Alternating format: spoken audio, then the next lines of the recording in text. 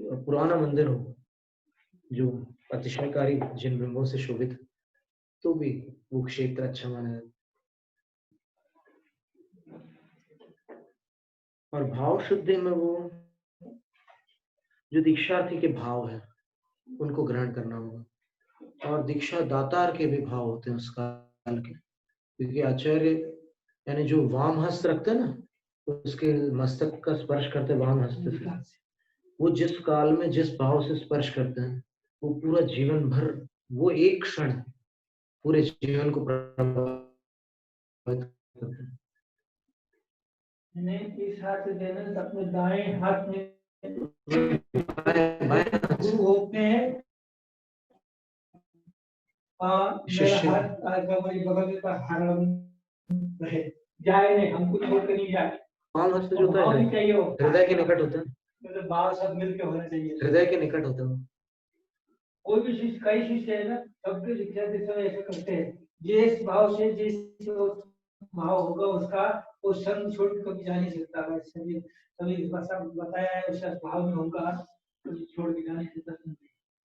संग छोड़ने की स्थितियां भी इसमें बताएंगे आगे चल करके कि किन स्थितियों में संग का त्याग होता है। बल्कि त्याग तो नहीं कह सकते, कथनचित त्याग कह सकते हैं, कथनचित अत्याग। तो उसमें एक तो निमित्त भी कारण है, विद्या प्राप्ति के लिए जा सकते हैं संग छोड़ करके, फिर एक आत्म संस्कार काल में संग छोड़ करके, संग भार अन्य को सौंप कर फिर संग छोड़ करके आत्म संस्कार काल के लिए जाते हैं। आत्म संस्कार काल, संलेखना काल और अंतिम जो है उत्तमार्थ काल है। ये अंत के 3 काल होते हैं। तो संघर्ष रहने का काल जो है वो 3 काल है शुरू के। कौन से 3 शुरू के काल है? दीक्षा शिक्षा काल, गण पोषण काल, ऐसे 3 काल है उसमें, तो बता देंगे फिर, है ना। तो ये 6 काल तो पूरे आचार्यों के होते हैं, बाकी फिर 5 काल होते हैं।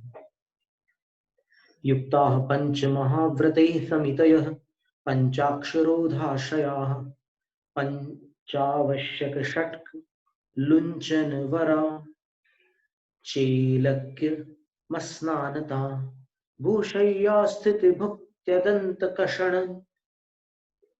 चान्येक तंयता वेवम मूल गुणाष्टविंशतिरियम। पूरे 28 मूल गुण बता दिए, और अंत में कहा कि ये 28 मूल गुण इयम मूल गुणाष्टाविंशति, यह जो मूल गुणों की अष्टाविंशति है, अर्थात ये जो 28 मूल गुण हैं, ये चरित्र श्रेय मूलम, चारित्र की संपदा के मूल कारण है। इन 28 गुणों को धारण न करे तो चारित्र की संपदा प्राप्त नहीं हो सकती। कौन से चारित्र की? तो बोलते हैं सामायिक, छेदोपस्थापना, पर्याय विशुद्धि, सूक्ष्म सांप्राय और यथाख्यात चारित्र। इन 5 चारित्र की जड़ ये 28 मूल गुण। तो पंच महाव्रते ही युक्ताः समितयः, 5 महाव्रतों से युक्त 5 समितियां ले ले। और पंच, ये समितयः पंच यहां से लेना है। देखिए आप इस पहली पंक्ति में 2 बार पंच शब्द है, तो पहला पंच शब्द महाव्रतों में लगाना है, दूसरा पंच शब्द समिति में लगाना है। और अक्षरोधाशयाः पंच, इंद्रियों को रोकने का जो आशय है, अभिप्राय है, वो 5 मूल गुण हो जाते हैं। 5 इंद्रियों को रोकने का अभिप्राय हमेशा बना रहता है साधु के जीवन में, तो इंद्रियों को अनर्गल प्रवृत्ति नहीं करने देते। 5 इंद्रियों के कंट्रोल, नियंत्रण का जो आशय रहता है, इसको क्या है कि कुछ लोगों का ऐसा वर्तमान में अभिमत है कि दमन से वो इच्छा कुछ काल तक दबती है, लेकिन उसके बाद फिर वो विस्फोटक हो जाती, बाद में बढ़ करके फिर सामने आती। जैसे छींक है, आपने रोक ली, लेकिन जब दूसरी बार आएगी तो पहले से ज्यादा तेज आएगी।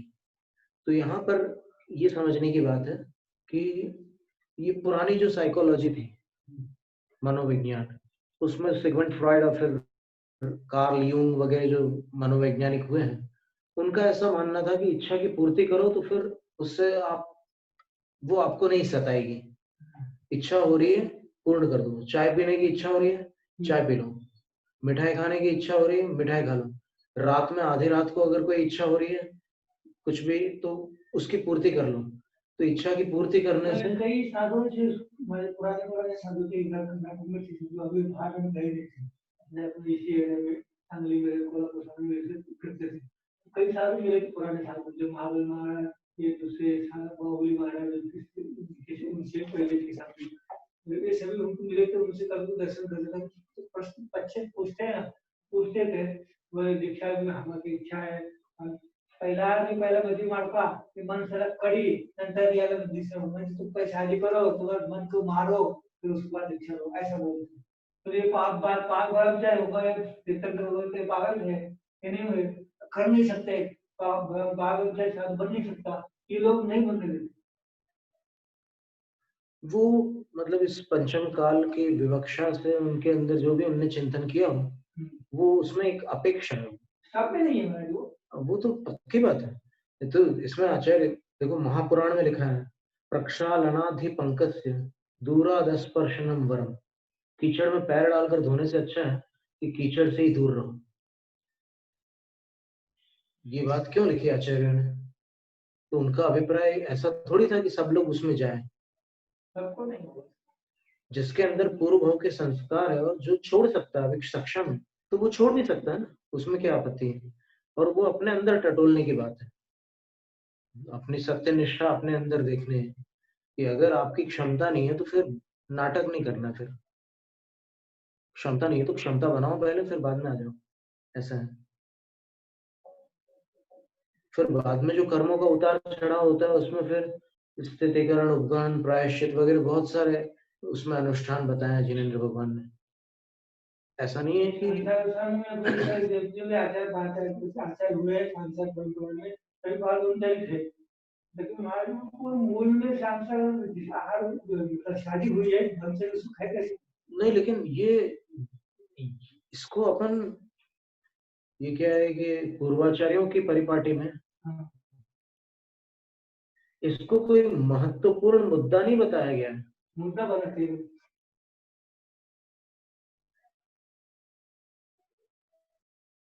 गुणभद्र आचार्य महाराज ने जो कुमार ब्रह्मचारी तीर्थंकर है उनको विशेष नमस्कार किया कि अभुक्त्वा पे, जिन्होंने भोगे बिना भी परित्याग कर दिया, उन कौमार ब्रह्मचारिणी नमः।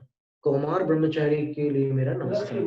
उनने अलग से बोला तो ठीक है ना, त्याग तो प्रशंसनीय रहेगा ही ना हमेशा, उसमें आपत्ति नहीं है।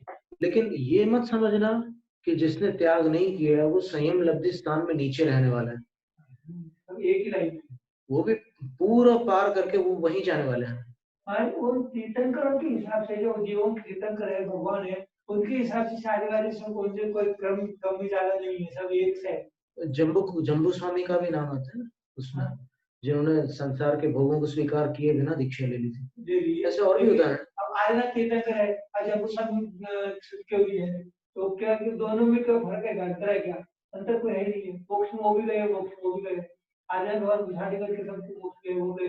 तो पहले आर्यन तीर्थंकर हुए तो उसको माने नहीं कि फिर वो हम लोग बात ऐसी है कि अगर आप विशुद्धि में रह रहे हो, आपके अंदर अगर त्याग का या अपने किसी भी बात का अभिमान आ गया, तो फिर आप नीचे आ चुके हो, ये पक्का समझना। क्योंकि अभिमान उसका परिचायक चिन्ह है कि आपका पतन हो चुका है। तो अगर आप इतनी विशुद्धि में हो उसके त्याग के बाद, बहुत बहुत निर्मल विशुद्धि होती है ब्रह्मचर्य की, ये कोई हंसी खेल वाली बात नहीं है।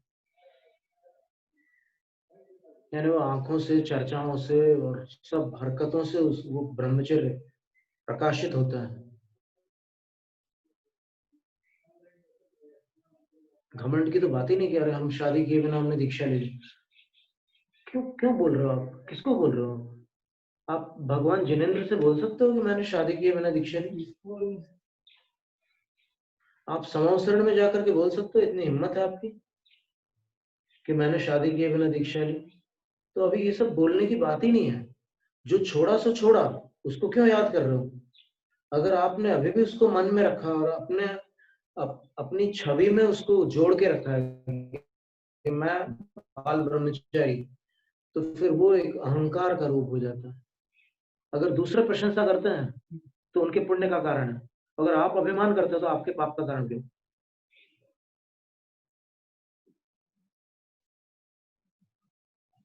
तो ऐसे कभी भी किसी को हीना देख नहीं समझना है।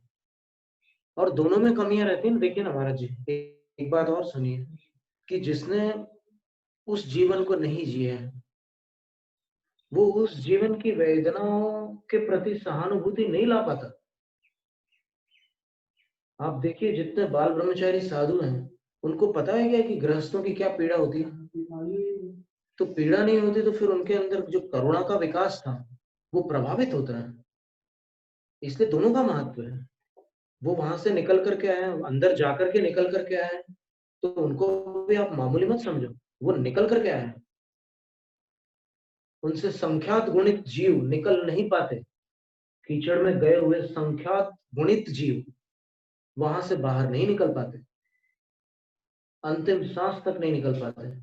तो जो निकल आया है वहां जाकर के वो प्रशंसा के पात्र है।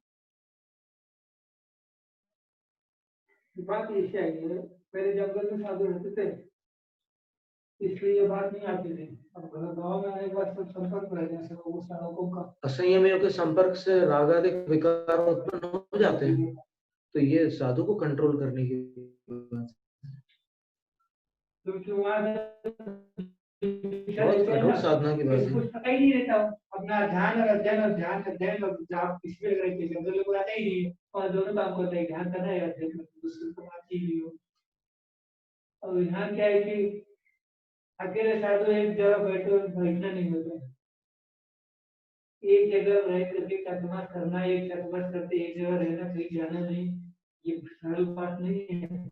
गृहस्थी को तो 10 मिनट बैठ नहीं सकता, बहुत बड़ी बात है।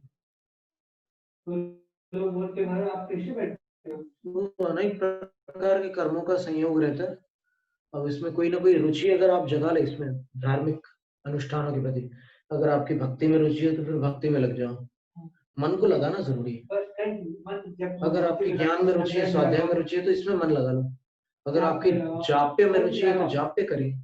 अगर ध्यान में रुचि है, पाठ करने में रुचि है, तो उसमें लग जाओ।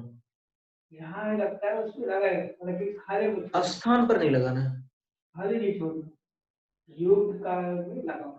को हम की दृग्गुण पत्य किम प्राप्य किम निमित्तक योग बोलते योग को लगाओ, इत्युह प्रत्यहं नोचे जिससे मन लग रहा है उस पे लगाओ, धन्यस्थाने मतिर्भवे योग में लगाओ, अस्थाने ही मतिर्भवे। योग क्षत्र चूड़ामणि में एक काव्य है, मैं कौन हूँ, कैसे गुणों वाला हूँ, कहाँ से पैदा हुआ यहाँ आकर, मुझे क्या प्राप्त करना था, और किस पुण्य से मैं यहाँ पहुंचा।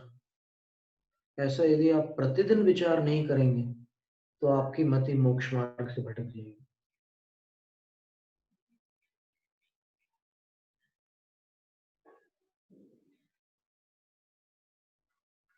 तो ये 28 मूल गुणों के नाम एक काव्य में आचार्य महाराज ने प्रस्तुत किए हैं।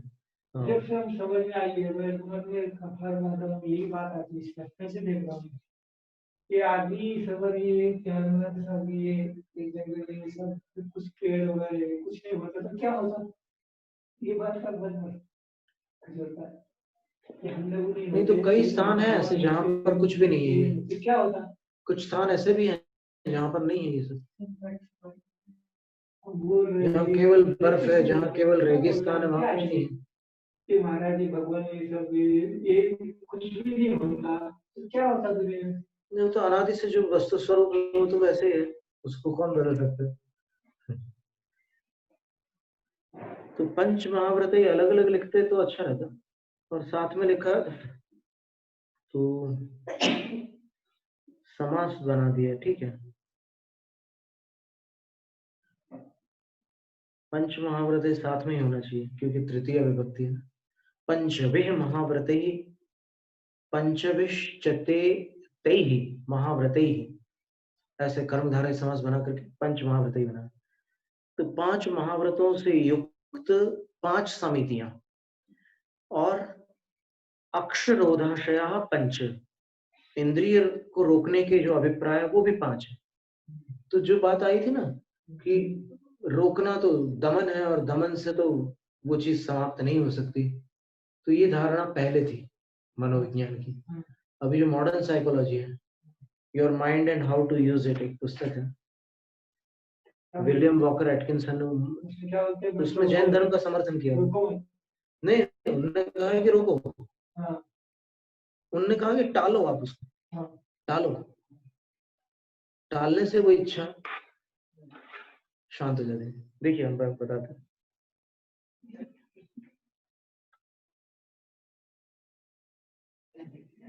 Your mind and how to use it, वो तो पता चलता ही है ना, प्रयोग करके देखो तो अंत में तो जैन शास्त्र ही सच्चे निकलेंगे। सब यही है, घूम घूम के तो कोरोना ने सब शास्त्र सिखा दिए। कोरोना ने रात्रि भोजन नहीं करना, मांस नहीं खाना, अपने आप सिखा दिया सबको। घर में रहो, घर का खाओ, बाजार मत खाओ, सबको सिखा दिया अच्छे से अच्छे।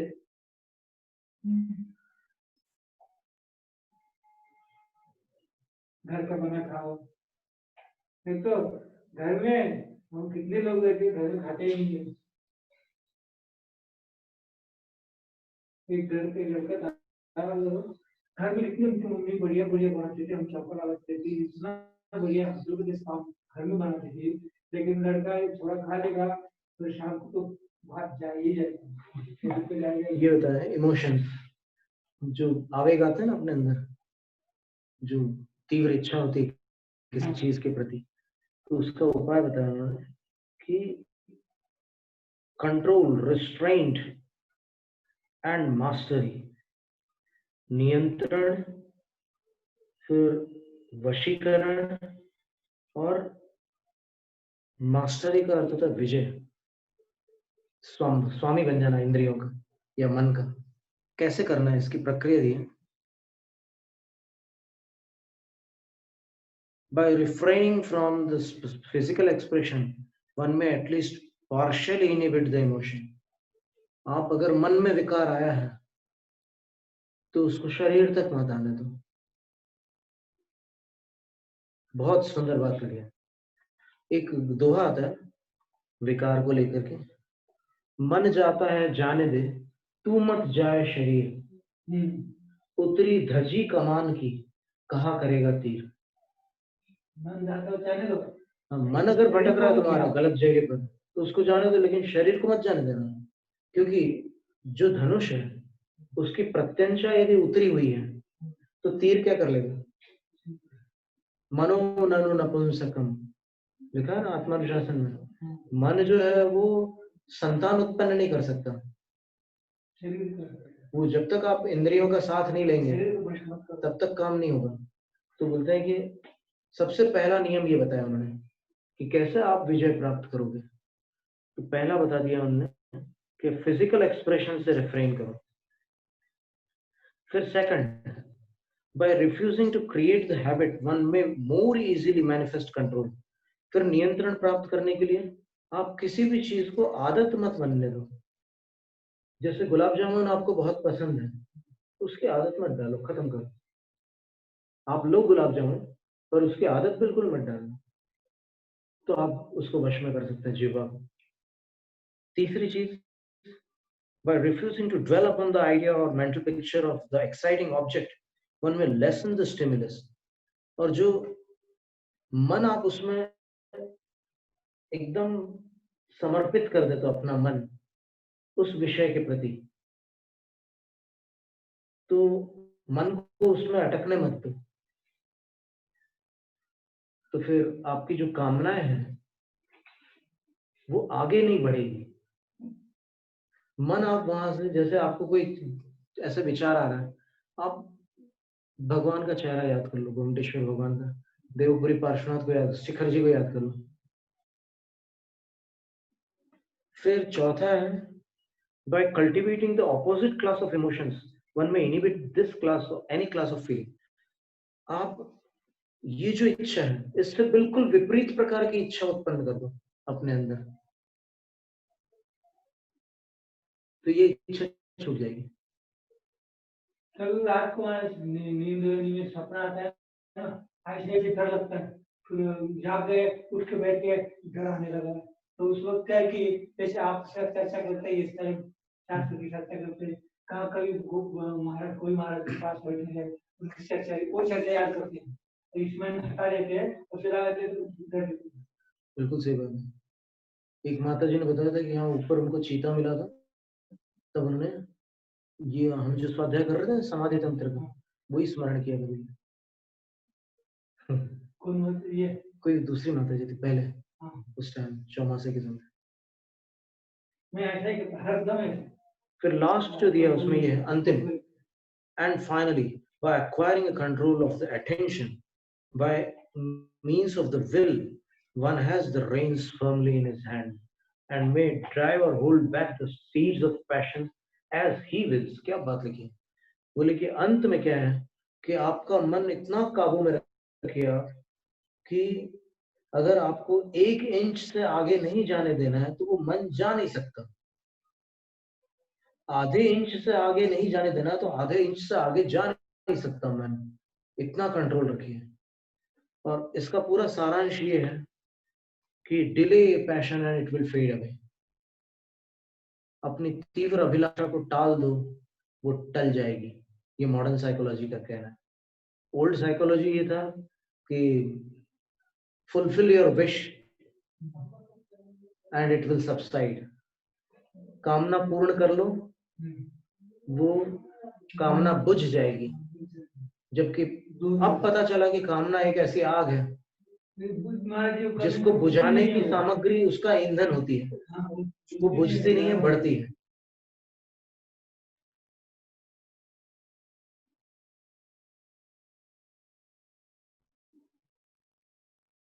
विलियम बकर एटकिंसन, पता नहीं ये किताब हमें किससे दी थी, भोपाल कभी काम की चीज मिल गई हमें। अबे हार करके आए, शाम को भूख लगती नहीं है क्या? इसमें एक चीज लिखी है ज्ञानाणु या तत्वांश शासन में लिखी है कि अपनी जैसी रुचि होती है वैसी सामग्री अपने को मिलने लग जाती है। तो ये सारी सामग्री हमें कहाँ से मिल गई? हमने थोड़ी ढूंढा था जाकर उस दुकान पर कि इसमें ऐसी अद्भुत चीज मिलेगी, वो हमने ध्यान में रुचि रखी और फिर ये चीज अपने आप मिली। प्रत्ययान अपने पश्यति ऐसा लिखा, इतना एक क्षण हमें याद आ रहा है उसमें कि वो जैसे जैसे ध्यान के अभ्यास में आगे बढ़ता है उसको और आगे बढ़ने के हेतु दिखाई देने लगते हैं, अपने आप मिल जाते हैं। तो 5 महाव्रत हो गए, 5 समितियां हो गई, 5 इंद्रियों को रोकने के अभिप्राय हो गए। फिर आवश्यक षटक, 6 आवश्यक, लुंचन केशलोंच, फिर वराचेलक्य, उत्तम नग्नता और अस्नानता, स्नान रहित रहना, और भूशय्या, भूमि पर शयन करना, और भू शब्द से उपलक्षण द्वारा भूमि जैसे और किसी स्थान वस्तु पर भी सो सकते हैं। कोमल नहीं होना चाहिए। भूशय्या का अभिप्राय यही है कि आपको गद्दे बिछौनों पर नहीं सोना है, आपको उस प्रकार के। फिर स्थिति भुक्ति, स्थिति भुक्ति का अर्थ तीसरी पंक्ति मिल गया ना, स्थिति भुक्ति का अर्थ खड़े होकर भोजन लेना। अदंत कषणम, दांतों को नहीं चमकाना है, पॉलिश नहीं करना दांतों को। इसका अर्थ ये नहीं है कि दांतों के बीच के अन्न कणों को अलग ना करना, उसको ज्यों का त्यों मुंह छोड़ करके नहीं आना। आचमन का विधान है मूलाचार ग्रंथ में, और उस अन्न को निकालना इसलिए आवश्यक है क्योंकि यदि नहीं निकालेंगे तो दूसरे दिन अभक्ष का दोष आएगा, क्योंकि वो अन्न सड़ जाएगा। बदबू मारना तो बाद की बात है, हाँ वो अनेक, वो तो फिर उसमें लाइंस लगेगी उसमें कई दोषों की, पर प्रधान दोष ये होगा कि उसमें जीवोत्पत्ति होगी और अहिंसा महाव्रत दूषित होगा। इसलिए दांतों में कोई चीज फंसी नहीं रहा है, ये ध्यान रखना। मूलाचार प्रदीप में तो लिखा है ना कि अगर वहां पर चौके में उन्होंने पाटे के ऊपर ही वो रखी है शराब, वो दांतों को साफ करने वाली काड़ियां होती है ना, तृण वगैरह कोई भी, तो बोले वो भी वो दे तभी लेना साधु को, अपने हाथ से नहीं उठाना कुछ भी। ये खास बात लिखी है। फिर लिखा अदंत कषण, दांतों को पॉलिश नहीं करना। फिर चान्यक भक्तम, अन्नी अन्नी यानी दिन के समय, एक भक्तम, एक बार भोजन करना, दिन में एक बार भोजन करना।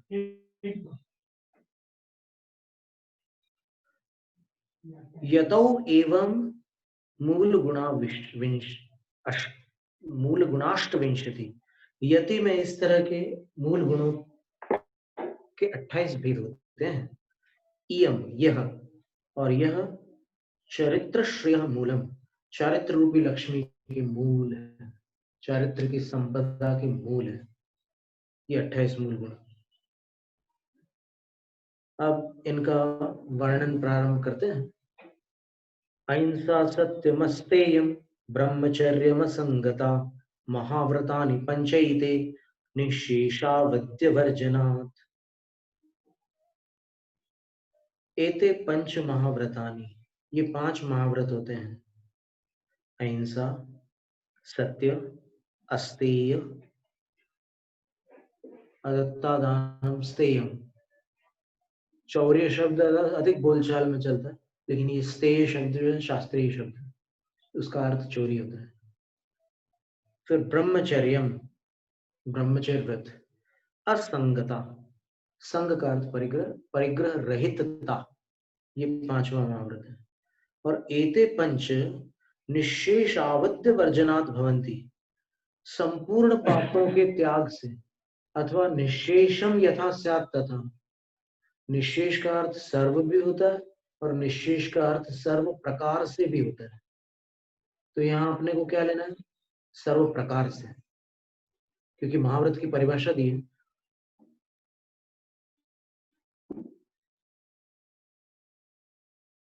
रत्नकरण शौकाचार्य में है ना महाव्रत की परिभाषा, देखो निकल आएगी।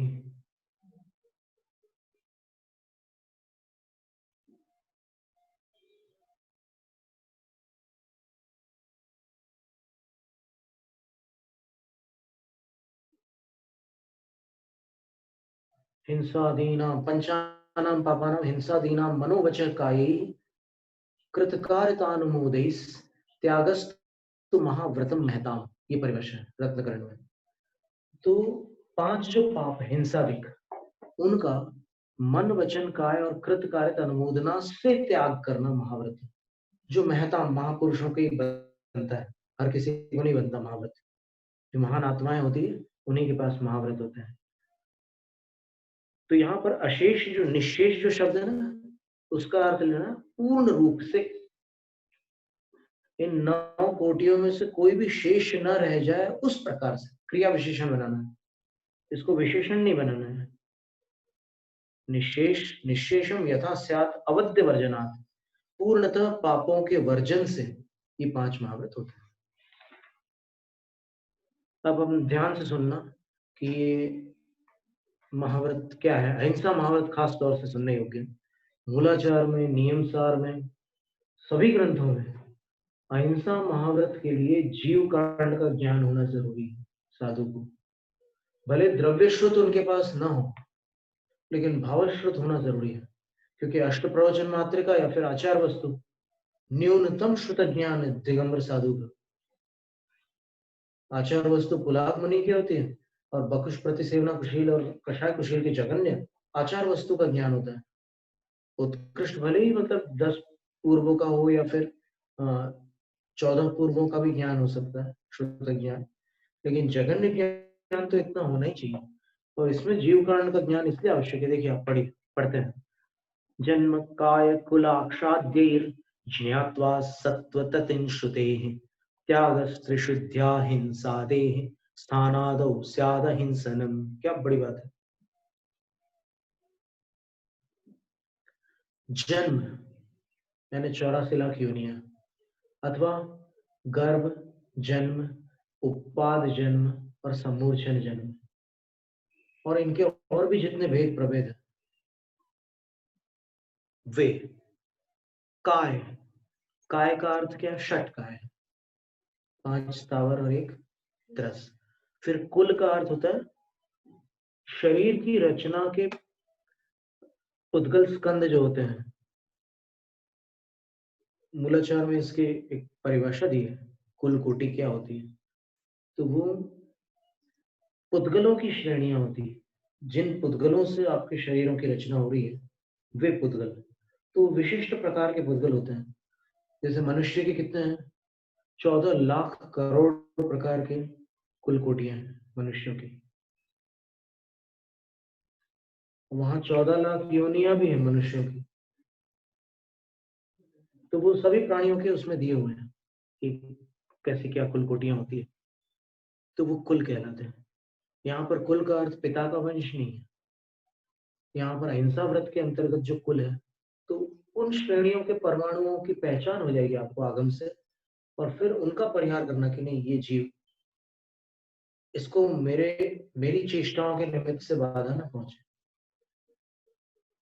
और अक्षाद्ययी, अक्षातिक मतलब इंद्रियादिक, एक इंद्रिय, द्विंद्रिय, त्रिंद्रिय, चतुर्ंद्रिय, पंचेंद्रिय आदिक की अपेक्षा से सत्व ततिम श्रुते ही ज्ञात्वा, जीवों की पंक्ति को आगम से जानकर, इतने प्रकार से जानकर,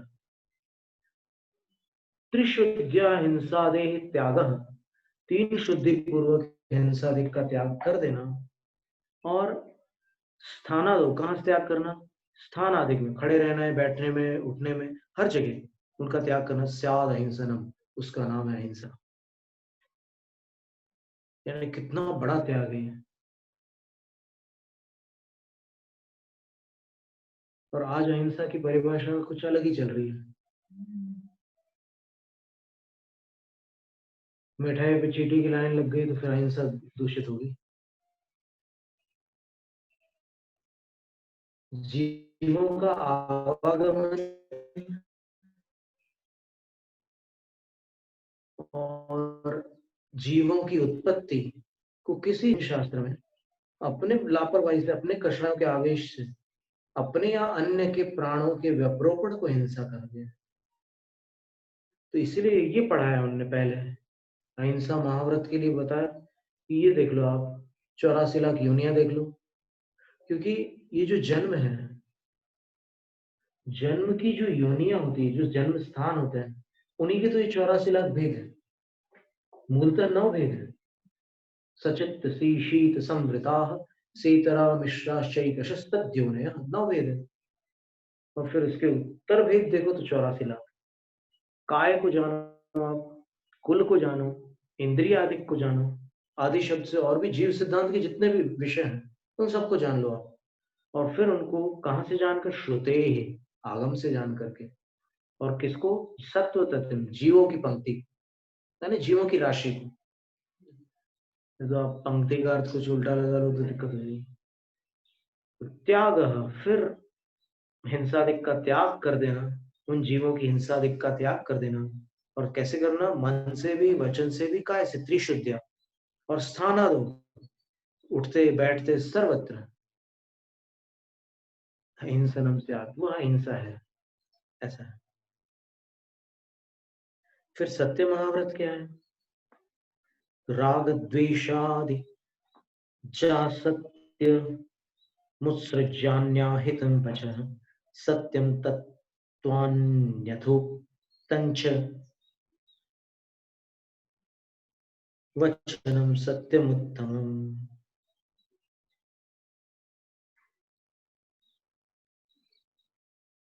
राग द्वेषादिक से जनित जो असत्य है उसको छोड़ करके, और किसको छोड़ करके? अन्याहितम वचः उत्सृज्य, अन्य के लिए अहितकारी जो वचन है उसको छोड़ करके।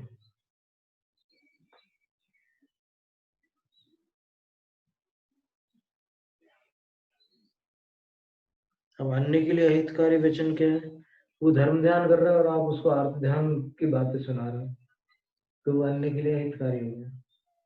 अच्छा खासा वो उतनी देर में कोई पाठ पढ़ सकता है, उतनी देर में जाप कर सकता है, कुछ भी कर सकता है, और आप लेकर के बैठ गए अपना रामायण, अपना पुराण लेकर के बैठ गए कि अरे बहुत बेकार लोग हैं, देखो तुम्हारे बारे में भी ऐसा बोला उसने और फिर मेरे बारे में भी ऐसा बोला, तो पूरी नई कहानी चालू कर दिया।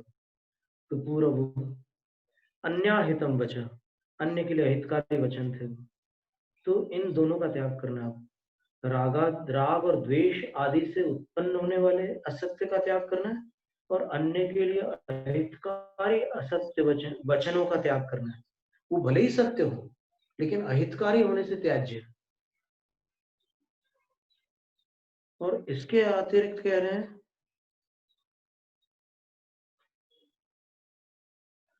तत्वान्यथोक्तंच, जो तत्व यानी बस वास्तविक स्वरूप है, उससे अन्यथा कहा हुआ कोई वचन है, उसका भी त्याग करना है आपको, यानी आगम विरुद्ध वचनों का त्याग करना। क्योंकि आगम जो है वो तत्व का प्रतिपादक है। आप आगम की परिभाषा देखो क्या है, शास्त्र की परिभाषा क्या लिखी है रत्नखंड में, आप तो प्रज्ञ मनोल्लंघ्य मदृष्टेष्ट विरोध कम तत्वोपदेश कृतसार शास्त्रम का पथघट्टनम। तत्व का उपदेश करने वाला होता है शास्त्र। तो आप अगर तत्वान्यथोक्तम, तत्व से अन्यथा कोई बात करते हो तो वो आगम विरुद्ध हो जाता है, शास्त्र विरुद्ध कथन होता है। तो यहाँ कह रहे हैं कि च उसको भी छोड़ दो, उत्सृज्य।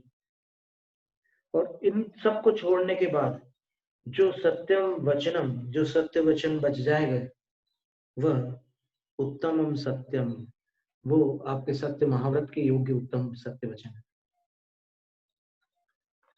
तो महाव्रतों में क्या होता है, पापों का परिहार होता है,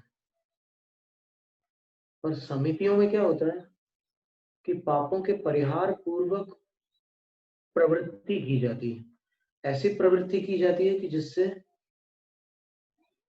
पापों का परिहार सुरक्षित रहे, उसका नाम समिति है। बहुवल्पम व परद्रव्यम ग्रामादौ पतितादिकम अदत्तम यत् तदादान वर्जनम स्तेय वर्जनम। बहुत हो या थोड़ा हो, लेकिन गांव वगैरह में कहीं पर भी पड़ा हो, कोई छोड़ गया हो, कोई भूल गया हो, ऐसा परद्रव्य, दूसरे का धन, अदत्तम, उसमें दिया नहीं है किसी को, ना आपको दिया है ना और किसी को दिया है, यत, जो ऐसा पदार्थ है, तत् आदान वर्जनम, उसके आदान का वर्जन करना, उसको स्वीकार करना, स्वीकार न करना, वह स्तेय वर्जनम, वह चोरी का त्याग है, अचौर्य महाव्रत है। अब इसमें एक श्लोक आपके ध्यान में लाना बहुत आवश्यक लग रहा है हमें कि इस अचौर्य महाव्रत में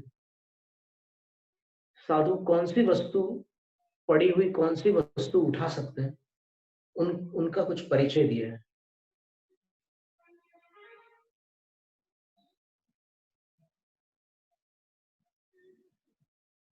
किस वस्तु को साधु ग्रहण कर सकते हैं बिना किसी से पूछे, और चोरी का दोष उनको नहीं लगेगा, वो हम बता रहे हैं।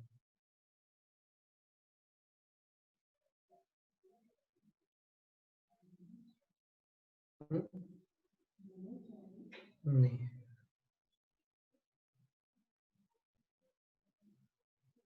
वाह, सही जगह निकले। 3 श्लोक है श्लोक वार्तिक में, 7वें अध्याय का 15वां सूत्र है, उसमें 3 श्लोक दिए हैं कि साधु कौन सी वस्तुएं बिना पूछे ले सकते हैं। हाँ, बिना पूछे कौन सी वस्तुएं ले सकते हैं, उसका बड़ा अच्छा दीजिए श्लोक। प्रमत्तयोगतो यत् स्यात् ददत्तादानमात्मनः स्तेयं तत्सुकृतं दाना दान योग्यार्थ गोचरम। पहली शर्त तो यह है कि वो वस्तु आप जो उठा रहे हो उसको आप राग द्वेष पूर्वक अगर उठा रहे हो तब आपको दोष लग सकता है। पर साथ में एक बात यह है कि वो वस्तु दाना दान के योग्य हो, लेने देने के योग्य वस्तु हो। जिस वस्तु में लेन देन संभव है उसको यदि आप कषायवश उठाते हो तो आपको चोरी का दोष लगता है। बिना पूछे, बिना पूछे अगर आप लेन देन के योग्य वस्तु को राग द्वेष पूर्वक उठाते हो तो चोरी का दोष लगता है। और फिर कह रहे हैं 3।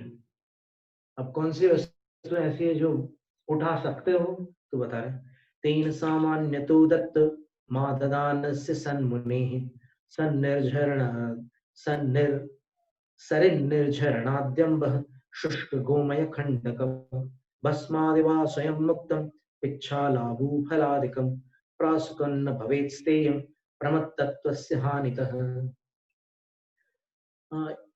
ये श्लोक वार्तिक ग्रंथ जो है आचार्य विद्यानंदी द्वारा विरचित है और ये दिगंबर जैन आचार्यों की परिपाटी में एक शीर्षस्थ आचार्य रहे हैं, बहुत ही उच्च कोटि के आचार्य। तो इनके वचनों पर अब ये परिचय इसलिए देना पड़ रहा है कि आज के युग में जो एक उतावली में बोले जाने वाले वचन निकल आते हैं कईयों के मुख से कि कौन से ग्रंथ में लिखा है, कौन से आचार्य ने कहा। नहीं, ऐसा मत, ये अभिनय हो जाएगी। ये कौन से शास्त्र के वचन है, आप बिना एक पूरे पूछिए। नहीं तो आप अगर आवेश में बोलेंगे ना कि कहाँ लिखा है, किसने कह दिया, ऐसा नहीं। आप बहुत बड़े ज्ञानी मत बनो, कोई हो ही नहीं सकता बड़ा ज्ञानी। अभी अपन धूल के बराबर भी नहीं है, पहले ये मानो। फिर अपन देखो आचार्य महाराज क्या कह रहे हैं। 3, जब चोरी का ये स्वरूप बता दिया उन्होंने कि जो लेन देन की वस्तु हो और आप राग पूर्वक या अपने कषाय के कारण उसको बिना पूछे अपना रहे हो, तब वो चोरी है। और उस कारण से चोरी की ये परिभाषा होने के कारण सन्मुनि, जो श्रेष्ठ साधु हैं, उनके लिए सामान्यतः अदत्तम आददानस्य, बिना दी हुई वस्तु को स्वीकार करने वाले जो श्रेष्ठ मुनि हैं उनको न भवेत् स्तेयम, चोरी का पाप नहीं लगता। कौन सी वस्तु है वो, उनका नाम सुन लीजिए। सरिन निर्झरणाद्यम्ब, नदी का पानी अगर साधु कमंडल में भरते हैं तो उनको चोरी का पाप नहीं लगता। झरने का पानी अगर कमंडल में भरते हैं तो उनको चोरी का पाप नहीं लगता। और शुष्क गोमय खंडकम, सूखे गोबर का टुकड़ा अगर हाथ धोने के लिए इस्तेमाल करते हैं तो उसमें उनको चोरी का पाप नहीं लगता। और भस्मादिवा, राख आदि भी, राख है, ईंटे का चूरा है, इनको ग्रहण करने पर चोरी का पाप नहीं लगता। और स्वयं मुक्तम पिच्छ, अपने आप मोर ने जो पंख छोड़ दिया है उसको अगर पिच्छी के लिए ग्रहण कर रहे हैं तो चोरी का पाप नहीं लगता। अलाभु फलादिकम, जो तुम्बी फल होता है ना जिससे कमंडल बनते थे पहले, गोल। और आदि शब्द से और भी इस प्रकार की कई वस्तुएं हो सकती है, लेकिन वो वस्तुएं कैसी होनी चाहिए, प्रासुकम, प्रासुक हो, जीव रहित हो, निर्दोष हो, तो उनको ग्रहण करने पर चोरी का दोष क्यों नहीं लगता। प्रमत्त तत्व से हानितः, क्योंकि चोरी का दोष लगने के लिए जो प्रमत्तपना अपेक्षित है, इन वस्तुओं को ग्रहण करने में वो प्रमत्तपना हानि को प्राप्त है, अर्थात उसका अस्तित्व नहीं है वहां पर। प्रमत्तपने के अभाव में, अर्थात तीव्र कषाय के आवेश के अभाव में ये चोरी का दोष नहीं लगता। तो ये आप एक बार किसी को लिखना हो तो लिख भी सकते हैं। बताए ना 15वां सूत्र है, 7वें अध्याय का 15वां सूत्र। नदी का पानी, झरने आदि का पानी, सूखा गोबर का टुकड़ा यानी जिसको कंडा कहते हैं, और राख वगैरह, फिर स्वयं छोड़े हुए मयूर के पंख, और फिर सूखी हुई जो तुम्बी है, तुमड़ी, उससे कमंडल बन जाता है। और आदिकम, आदिक शब्द से ऐसी और कोई वस्तु हो तो उनको बिना पूछे ग्रहण करने में साधु को चोरी का दोष नहीं लगता है। ये अचौरी महाव्रत का वर्णन था। अब ब्रह्मचर्य महाव्रत का वर्णन है। राग लोक कथा त्याग सर्वस्त्री स्थापनादिषु मातानुजा तनुजेति मत्या ब्रह्मव्रतम नुतम।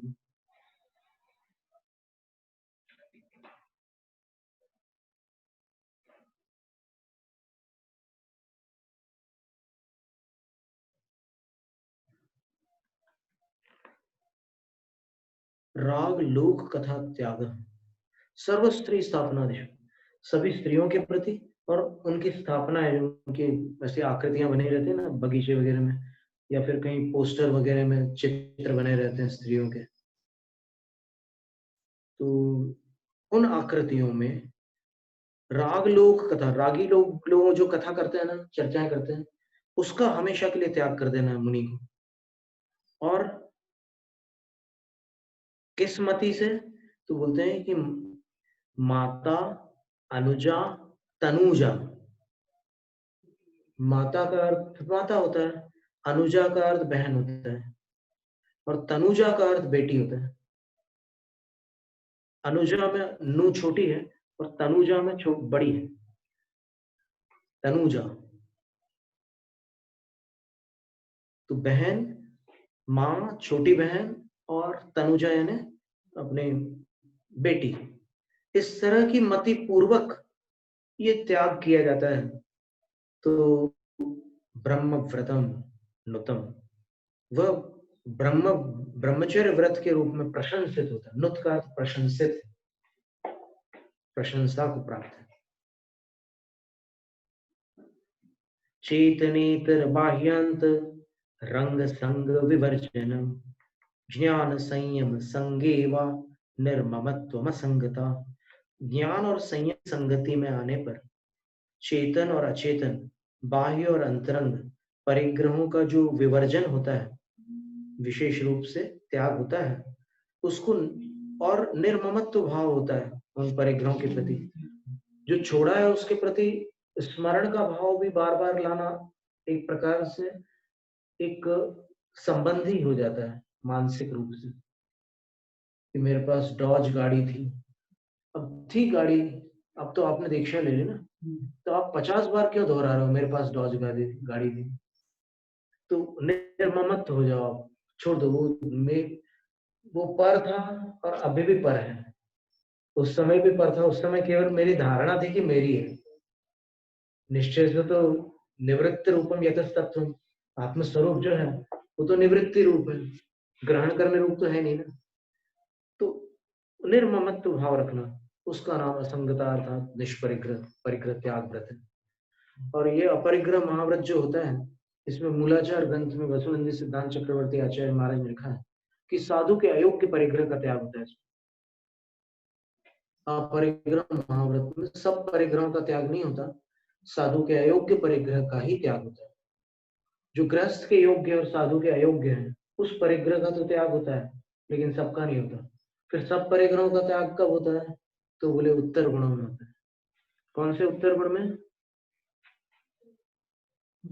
12 तप में जो एक व्युत्सर्ग नाम का तप है, उसमें लिखा बाह्याभ्यंतरोपद्यो, बाह्य उपधि यानी बाह्य परिग्रह, और आभ्यंतर उपधि यानी अंतरंग परिग्रह, उनका कुछ काल के लिए त्याग करना व्युत्सर्ग तप है।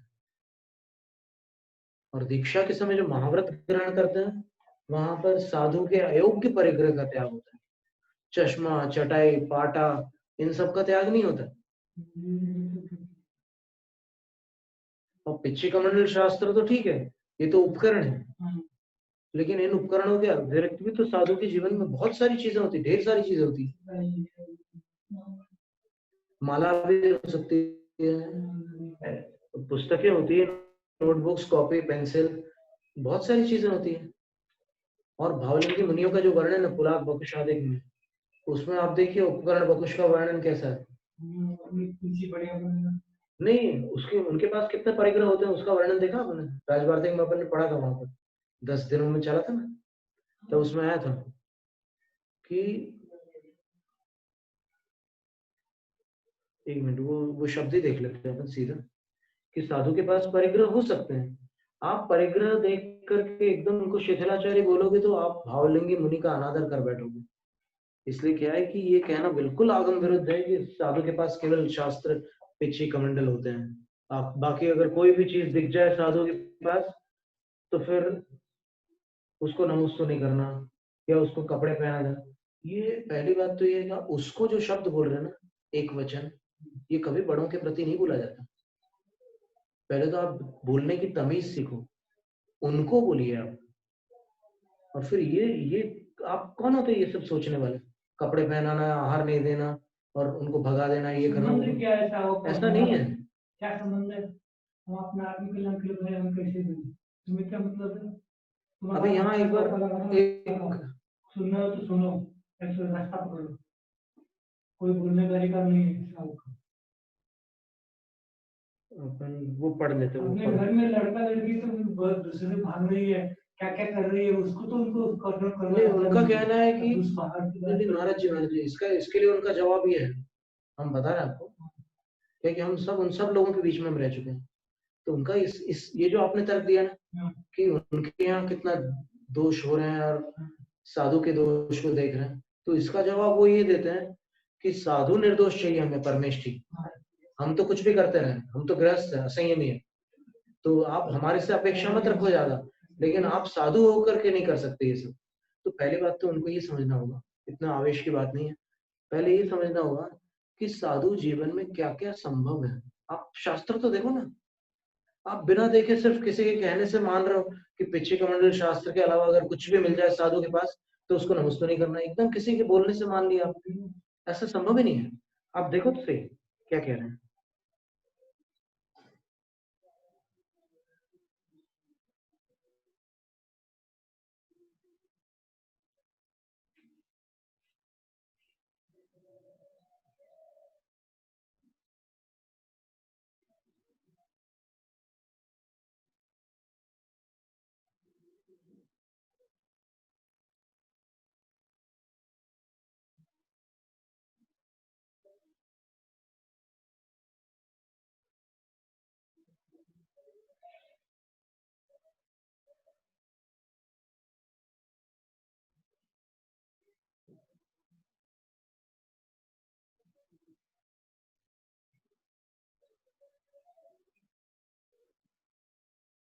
ये देखिए बकुशो द्विविध, एक बात और याद रखना कि वर्तमान में बकुश मुनि नहीं है, 5 निर्ग्रंथों में अभी जो काल चल रहा है इसमें पुलाक मुनि है।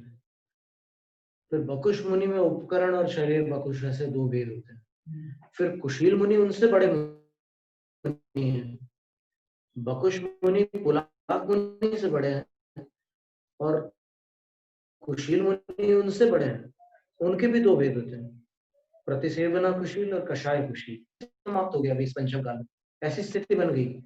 तो आप देखिए इसमें लिखा है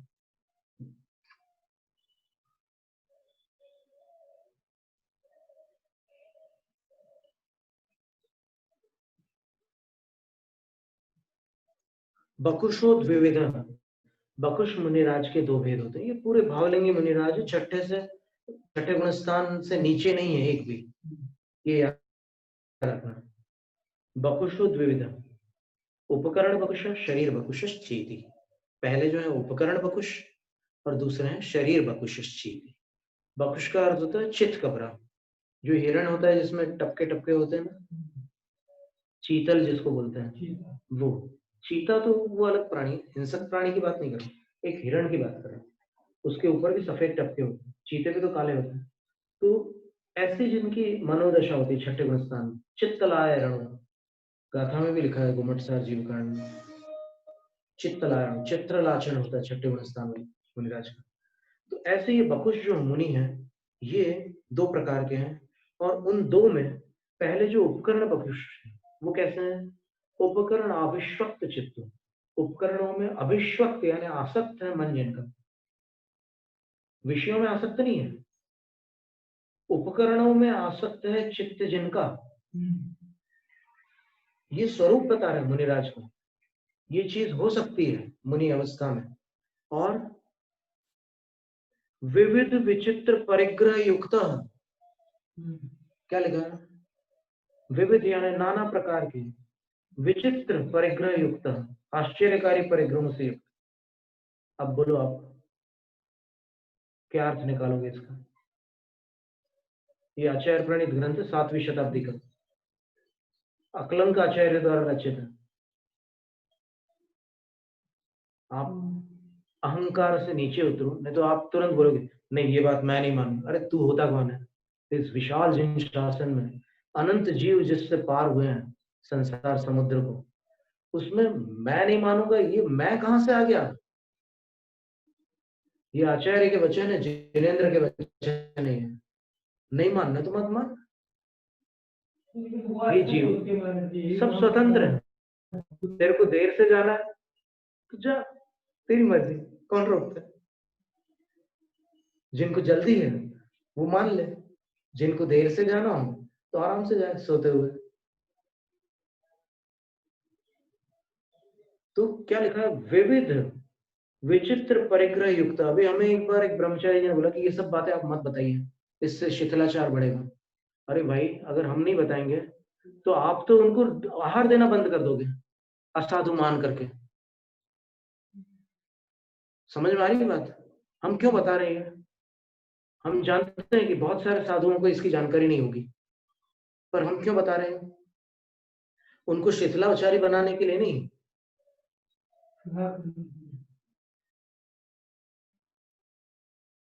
यहाँ पर इसका अभिप्राय नहीं है कि ये परिग्रह से युक्त है, लेकिन इन परिग्रहों को वो अगर भोगोपभोग बनाते हैं तो साधु नहीं रह जाते, क्योंकि साधु भोगोपभोग के सर्वथा त्यागी होते हैं।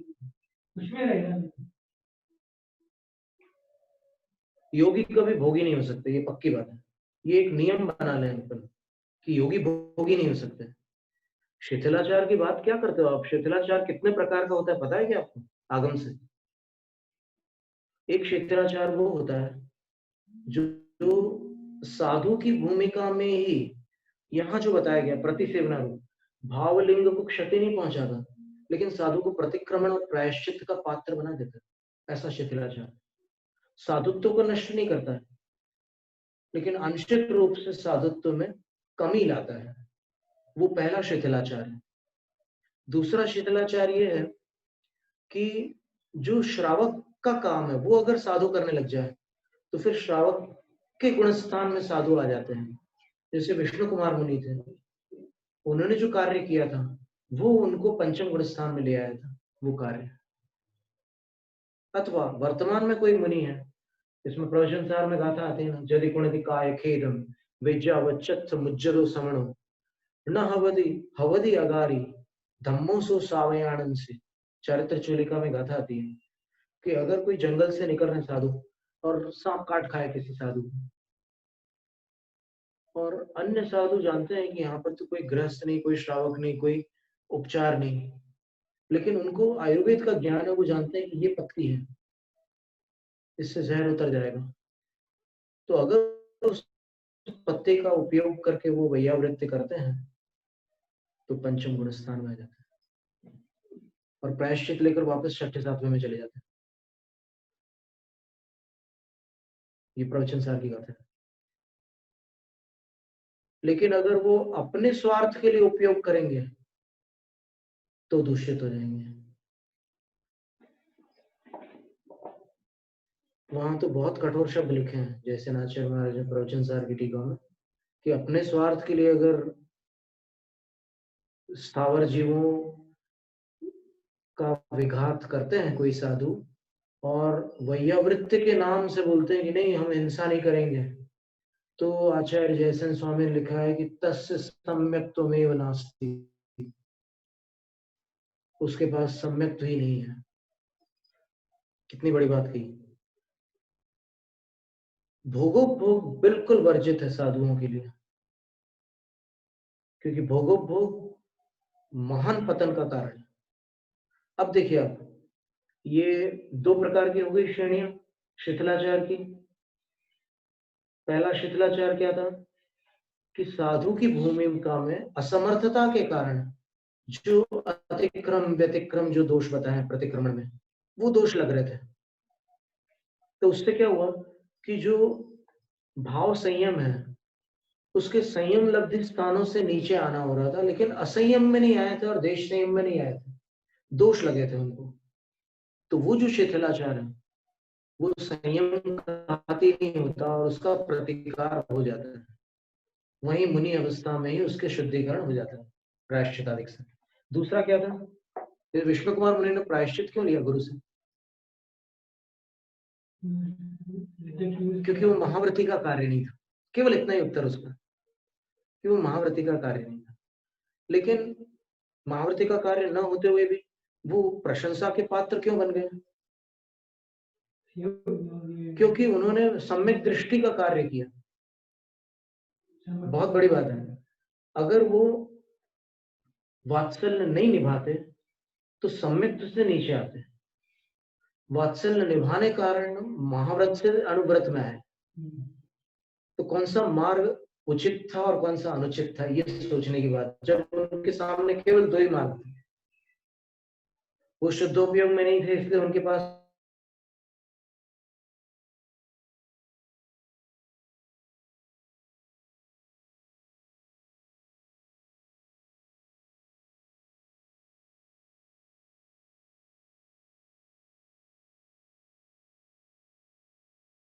या तो फिर मुनियों की रक्षा करते। मुनियों की रक्षा करने से वात्सल्य अंग पल रहा था, महाव्रतों की रक्षा करने से सम्यक तो नष्ट हो रहा था, नहीं हो रहा था। क्योंकि वात्सल्य नष्ट हो गया तो सम्यक खत्म हो गया। कारण वात्सल्य को सम्यक का अंग भी कहा है, वात्सल्य को सम्यक का गुण भी कहा है, और वात्सल्य को सम्यक का लक्षण भी कहा है। चारित्र पौड़ में वात्सल्य को सम्यक का लक्षण कहा है, वसुनंदी श्रावकाचार्य में वात्सल्य को सम्यक का गुण कहा है, रत्नकरण श्रावकाचार्य में वात्सल्य को सम्यक का अंग कहा है। तो बाकी सभी 8-8 की संख्या में है, चिन्ह भी 8 है, गुण 8 है, लक्षण भी 8 है, लेकिन उन 8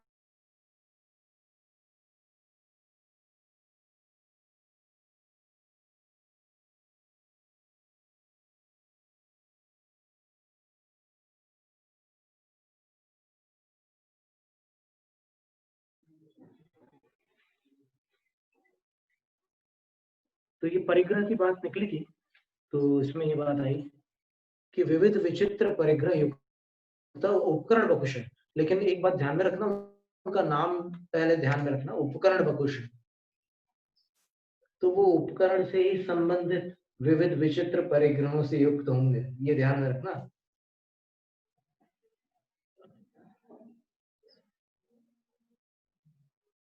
वो रेडियो और टेलीविजन नहीं रखेंगे, उपकरण से ही संबंधित परिग्रह रखेंगे, अनेक अनेक प्रकार के, ये बात है। लेकिन भावलिंगी रहेंगे, ऐसा है।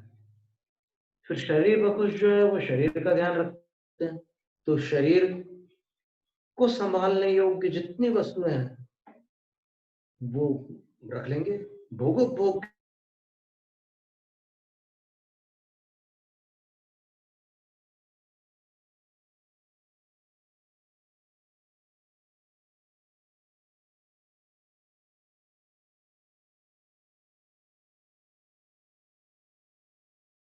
कोई ऐसी कल्पना करें कि मान लो मेरे भाई होते हैं अन्य संघ में, मैं एक संघ को चाहता हूँ।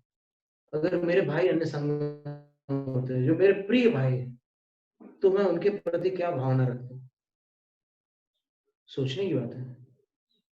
आप इतना परायापन अच्छी बात नहीं है, ये नफरत डुबाने वाली है, इसका दूरगामी परिणाम विचारणीय है। आज तो बहुत आसान लग रहा है कुछ भी बोलना, लेकिन इसका जो दूरगामी परिणाम है वो बहुत प्रचंड होगा, बहुत प्रचंड होगा। आप केवल एक प्रश्न अपनी आत्मा से पूछो ना कि मेरा जो भाव उत्पन्न हो रहा है उनके प्रति वो शुभ है कि अशुभ है। अगर अशुभ है तो प्रवचन सार की 180 क्रमांक गाथा देख लेना। अशुभ भाव, ये द्वेष जो होता है ये कभी भी पुण्य का कारण नहीं होता। प्रवचन सार की 180 क्रमांक गाथा में लिखा है कि द्वेष कभी भी पुण्य का कारण नहीं। और पाप का फल क्या होता है, ये आप लोग विवेकी हैं, सब समझ लो क्या होता है।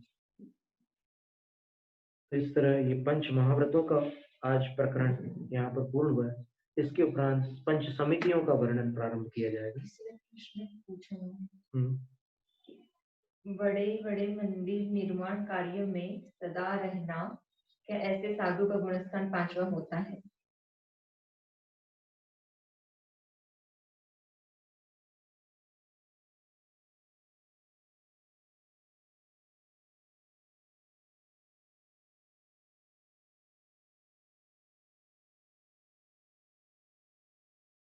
निश्चित करना जैनम जयतु शासन।